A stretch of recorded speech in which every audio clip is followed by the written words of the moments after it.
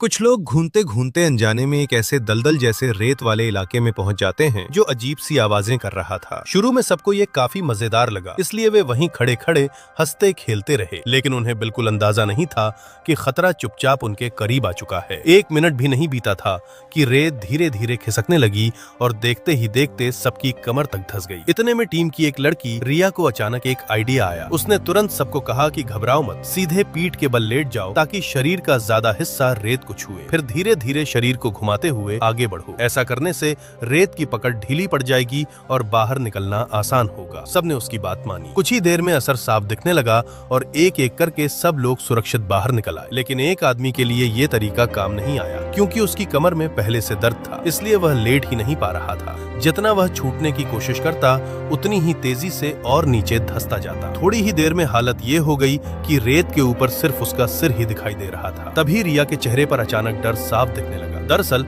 उस आदमी के पीछे से एक खतरनाक लाल बिच्छू धीरे धीरे उसकी तरफ बढ़ रहा था। यह देखकर आदमी पूरी तरह घबरा गया। वह लगातार मुंह से फूंक मारकर बिच्छू को भगाने की कोशिश करने लगा, लेकिन बिच्छू जरा भी नहीं हटा। उल्टा घबराहट में आदमी और जोर से तड़पने लगा। उसकी यही छटपटाहट उसके लिए और मुसीबत बन गई। कुछ ही सेकंड में रेत ने उसे पूरी तरह निगल लिया। बाकी लोग यह देखकर बुरी तरह घबरा गए और जल्दी जल्दी आसपास बेल लताओं की तलाश करने लगे ताकि किसी तरह उसे बाहर खींच सकें। तभी अचानक एक लड़के की नजर दूर रेत में 2 हाथ बाहर निकलते हुए दिखे। सब तुरंत उस दिशा में दौड़े और मिलकर उसे खींचना शुरू किया। काफी मशक्कत के बाद आखिरकार वे उसे रेत से बाहर निकालने में कामयाब हो गए। इस तरह वह आदमी किस्मत से दोबारा जिंदगी पा गया।